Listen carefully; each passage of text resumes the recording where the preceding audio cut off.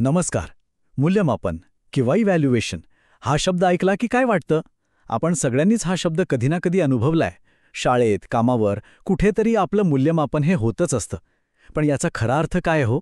चला, आज आपण जरा या शब्दाच्या आत डोकावून बघूया आणि पाहूया की निकालांच्या पलीकडे हा शब्द आपल्याला कुठे घेऊन जातो. जरा विचार करूया.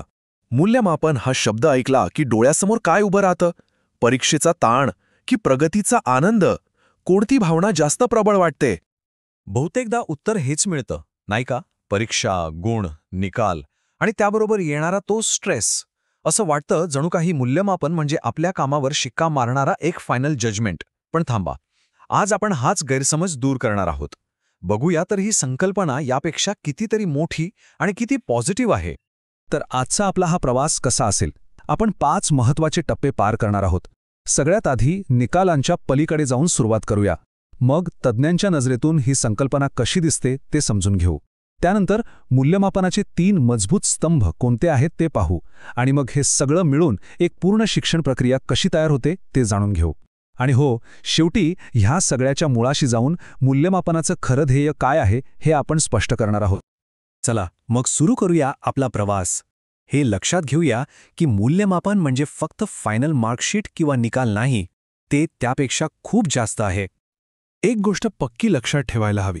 मूल्यमापन म्हणजे फक्त निकाल मिळवण्यासाठी केलेली धडपड नाही, बिलकुल नाही. उलट ही एक अशी ॲक्टिव्हिटी आहे जी पूर्ण शिक्षण प्रक्रियेला एक योग्य दिशा देते आणि तिची क्वालिटी टिकवून ठेवते. हा फरक वाटतो छोटासा, पण खूप खूप महत्त्वाचा आहे. पण हे फक्त मी सांगतोय म्हणून नाही. चला आपण बघूया की शिक्षण क्षेत्रातल्या मोठ्या तज्ज्ञांनी आणि महत्त्वाच्या आयोगांनी याबद्दल काय म्हटले, म्हणजे आपल्याला या संकल्पनेची खोली अजून चांगल्या प्रकारे कळेल. Doctor S.S. माथुर काय म्हणतात बघा. त्यांच्या मते मूल्यमापन म्हणजे फक्त काय लक्षात ठेवले हे तपासणं नाही, तर विद्यार्थ्यांची कौशल्य, त्यांची वृत्ती, त्यांच्या सवयी ह्या सगळ्याचं मोजमाप आहे. आणि या सगळ्याच्या केंद्रस्थानी काय आहे? तर सर्वांगीण विकास. त्यानंतर येतो कोठारी आयोग. आणि त्यांनी तर आपल्याला 2 जादूचे शब्द दिलेत, सतत आणि व्यापक. याचा अर्थ अगदी सरळ आहे. मूल्यमापन म्हणजे वर्षाच्या शेवटी होणारी धावपळ नाही, तर ते संपूर्ण शिक्षण प्रवासात सतत सावलीसारखं सोबत चालणार एक महत्त्वाचं साधन आहे.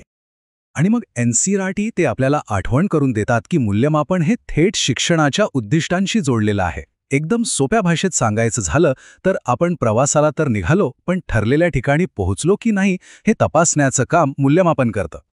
बरं, आता या मूल्यमापन प्रक्रियेची रचना नेमकी कशी असते ते पाहूया. विचार करा की ही पूर्ण प्रोसेस 3 मजबूत खांबांवर उभी आहे. हे 3 खांब म्हणजे जणू या प्रक्रियेचा आत्माच आहेत. पहिलं, उद्दिष्टे म्हणजे कुठे पोचायचंय हे ठरवणं. दुसरं, शैक्षणिक अनुभूती म्हणजे तिथे पोचण्याचा मार्ग. आणि तिसरं, मूल्यमापन साधने म्हणजे आपण पोहोचलो की नाही हे तपासणं. चला आता एक एक करून यांना जरा जवळून बघूया. तर पहिला खांब आहे उद्दिष्टे.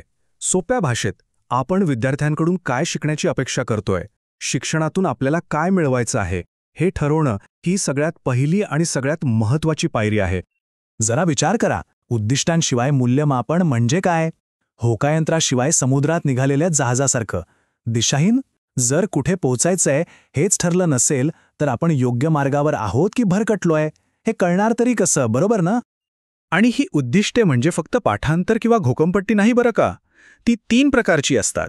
ज्ञानात्मक म्हणजे डोक्याशी संबंधित, भावनिक म्हणजे मनाशी संबंधित आणि क्रियात्मक म्हणजे हातांशी संबंधित.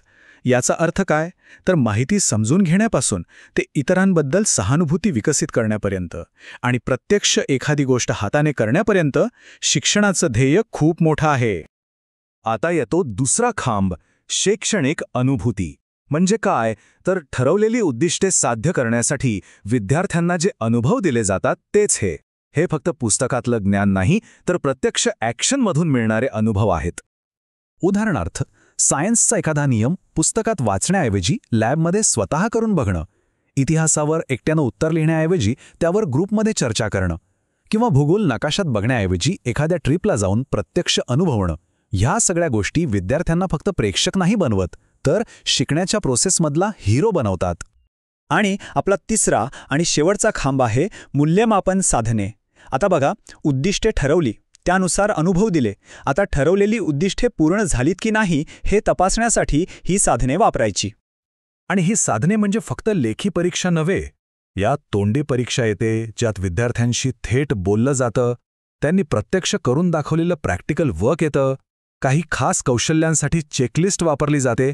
आणि सगळ्यात महत्त्वाचं, विद्यार्थ्यांनी स्वतःच्या प्रगतीचा आढावा घेतलेला सेल्फ असेसमेंट पोर्टफोलिओसुद्धा यात येतो. ठीक आहे, तर आता हे तीनही खांब एकत्र कसे काम करतात आणि त्यातून एक पूर्ण शिक्षण प्रक्रिया कशी तयार होते ते बघूया. हे ना एका सायकलसारखं आहे.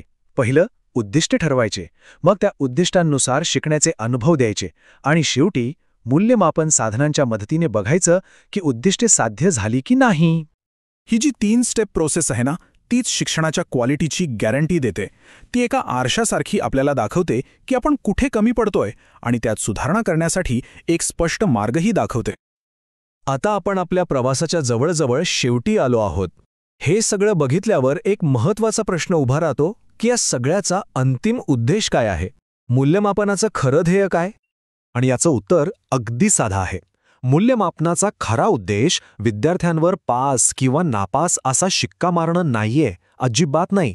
तर त्यांच्या सर्वांगीण विकासाच्या प्रवासात एका मित्रासारखं, एका गाईडसारखं काम करणं आहे.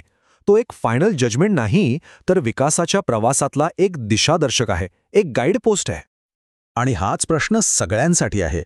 आपल्या शाळा कॉलेजांमध्ये जे मूल्यमापन होतं ते खरोखरच विद्यार्थ्यांच्या सर्वांगीण विकासाला चालना देतं का? की ते आजही फक्त गुणांच्या आणि निकालांच्या शर्यतीतच अडकलं आहे? यावर विचार करायला हवा.